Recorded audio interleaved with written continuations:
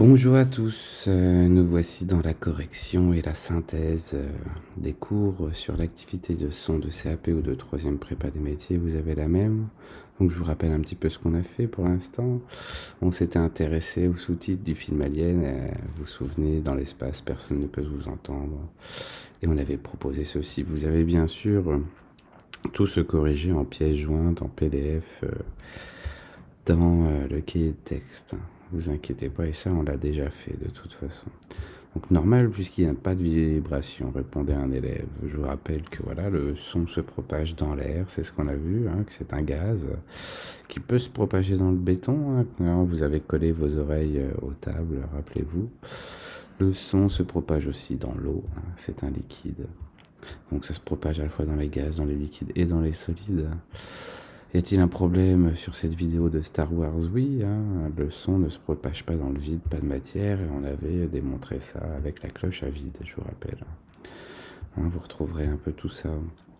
Voilà le protocole, les observations qu'on avait faites, la petite vidéo qu'on avait pu regarder de Fred et Jamy, et la synthèse qu'on avait faite en fin de cours, émetteur, transmetteur, récepteur. C'est ça qu'il fallait retenir, d'accord? Le son, il a besoin d'un milieu de propagation pour se transmettre. Il y a bien quelque chose qui déclenche l'onde sonore. Et pour qu'il y ait une onde, en fait, il faut qu'il y ait de la matière. S'il n'y a pas d'atomes, d'ions ou de molécules, ça ne pourra pas aller jusqu'à notre oreille, on ne pourra pas entendre le son. Parce que le son est une vibration de la matière. Et donc, je vous proposais cette activité en devoir maison. Si vous suiviez ce lien, je vous avais montré comment faire dans une autre vidéo. Et tout simplement, si vous cliquiez sur la petite note aiguë, là, vous aviez une note et puis il y avait un bug contrôlé en fait. Ici, la grosse note ne fonctionne pas. C'était fait exprès. C'est pas parce que vous entendez pas cette note en fait. Normalement, vous êtes censé l'entendre, mais c'était pour vous permettre, Avez-vous entendu tous les sons? Non, c'était normal. Si vous aviez entendu tous les sons, ça veut dire qu'il y avait un problème, puisque vous n'auriez pas eu le bug qui a été programmé, en fait, exprès pour cette activité. Donc oui, il existe une différence entre ces notes. Il y a les sons graves, les sons aigus. Je vous mettais un peu sur la piste avec l'autre question, c'est-à-dire lequel de ces sons sur le clavier est un son aigu. C'était le son de droite. J'attendais au moins un arrondi après la virgule, pas un arrondi grossier des valeurs. D'ailleurs, je me suis trompé. Hop, je vais changer ça tout de suite, vous voyez. J'ai fait ça trop vite. Et oui, les sons aigus, c'est les sons qui ont la plus grande valeur de fréquence. On verra ça. Justement, je vous ferai noter ça en synthèse par la suite. De toute façon, ça sera en PDF. Donc, le son de droite, c'est le son le plus aigu. À gauche, les graves, donc moins de Hertz. À droite, les aigus plus de Hertz, donc 69 Hertz, 1046 Hertz ici. Et là, je vous demandais juste de faire une proposition. Quels sont, selon vous, les sons que l'homme n'entend pas? La réponse est bien sûr les infrasons et les ultrasons. Infra, qui veut dire en dessous des sons qu'on est capable d'entendre, donc plutôt dans les graves. Et ultra, au-delà, donc plus.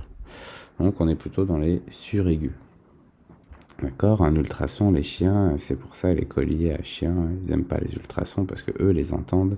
Et donc vous aussi, vous pouvez un peu les percevoir. C'est des toutes petites choses imperceptibles, très aiguës. Et ils détestent ça. Bref, voilà pour les infrasons, les ultrasons. D'ailleurs, je vous demanderai de prendre tout de suite en synthèse ceci. D'accord, les graves, l'oreille humaine finalement, on les entend de 20 Hz à 20 000 Hz, de 20 Hz à 20 kHz pour les aigus en fréquence. Voilà ce que l'oreille humaine est capable d'entendre en fait. En dessous, ce sont les infrasons, au-dessus, les ultrasons. Voilà, et je vous aurais fait faire une petite expérience. Alors on peut réfléchir ensemble à cette expérience. En fait, tout simplement, il fallait choisir le schéma numéro 2 parce que le GBF, c'est le seul producteur en fait de sons différents. Ici vous avez un oscilloscope. L'oscilloscope, ça sert juste à regarder un signal. Ici un diapason, ça produit une seule note, et un ordinateur, ça produit pas des multiples fréquences comme un générateur de basse fréquence, un GBF. C'est important surtout pour les CAP. Si on reprend bientôt, vous aurez votre CCF là-dessus, et ce schéma est très important. Donc justifiez votre choix, tout simplement parce qu'il n'y a que le générateur de basse fréquence. Je peux vous l'écrire, vous allez voir.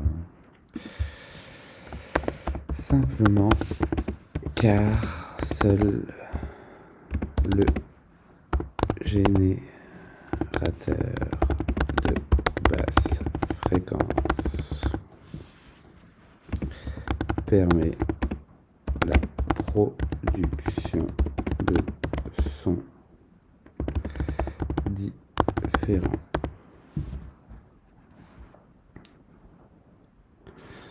Donc le schéma numéro 2. Voilà. J'enregistre. Je vous l'enregistre en PDF parce que c'est fini. Bien sûr, vous retrouverez la correction de l'annexe numéro 3. Ici. C'est un exercice non noté. Le devoir maison était essentiellement ici. Ce que je vous avais donné avant les vacances. Ici, c'était pas noté. Tout simplement, il fallait comprendre que la période, elle se lie à l'horizontale et que c'est le plus petit signal qui se répète. Vous voyez que si je prends ça, et ben hop, ça se répète ici. Et ça recommence. Ou alors on part de là. Hop. Vous voyez que ça s'arrête à 2 carreaux à chaque fois, que ce soit en hauteur, en bas, au milieu. En fait, on peut compter 2 divisions. Vous voyez, t égale 2 divisions, mais ces divisions, j'ai 1 milliseconde par division, donc j'ai 2 millisecondes de temps. Si j'ai 2 millisecondes, c'est comme des millimètres. T, ça fait donc 0,002 secondes, puisque 1 milli, c'est un millième. 1 millimètre, 1 millième de mètre, 1 milliseconde, 1 millième de seconde.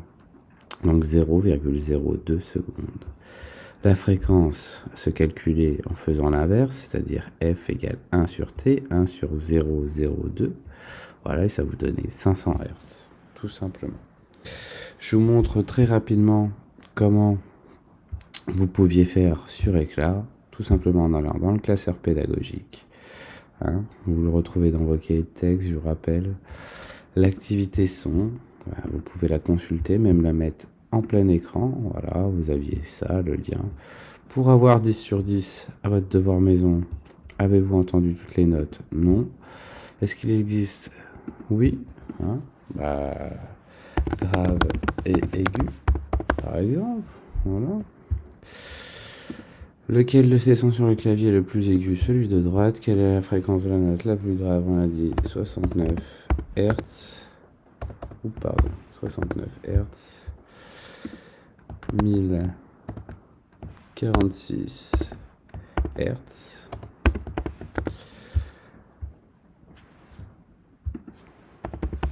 Infrason et ultrason. Voilà, vous faisiez ça.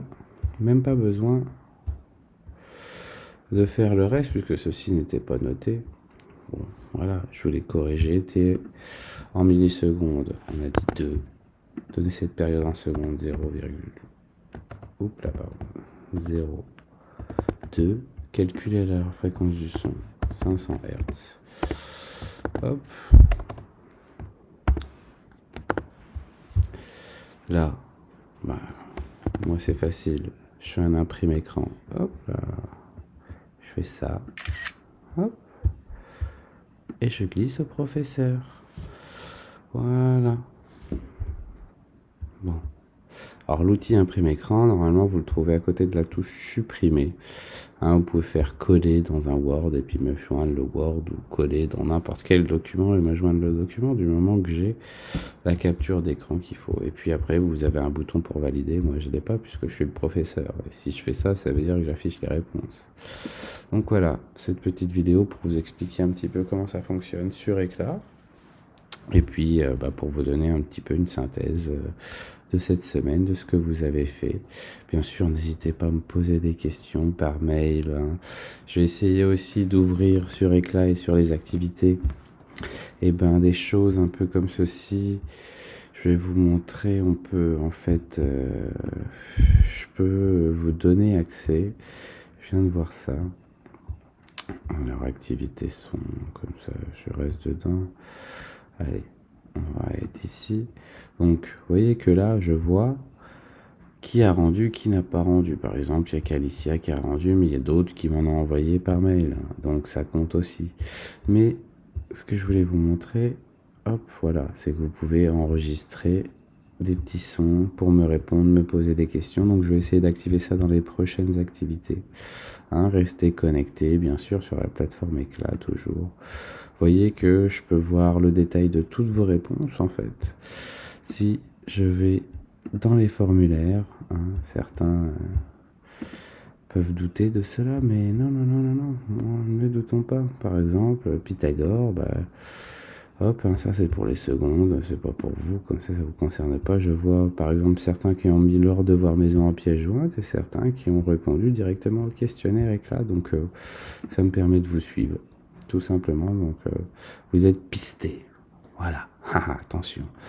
Donc non, mais vous inquiétez pas, c'est juste pour me permettre de vous corriger, bien sûr. Le but, c'est d'apprendre, hein, toujours. Donc, vous inquiétez pas. Ceux qui me rendent les devoirs maison, pour l'instant, vous n'avez pas forcément besoin de correction, puisque vous avez tous 10 sur 10. Donc, non pas que, voilà, que je veuille vous mettre 10 sur 10, c'est juste que vous l'avez bien fait. Donc, voilà, bravo à vous. Vous le méritez. Et puis voici la fin de cette vidéo. Donc on se retrouve la semaine prochaine. Regardez bien dans les cahiers de texte, hein. Je donne du travail à faire pour vendredi 27. Hein, vous voyez qu'il est tard, hein, 4 heures du matin. On n'arrête jamais de travailler, nous.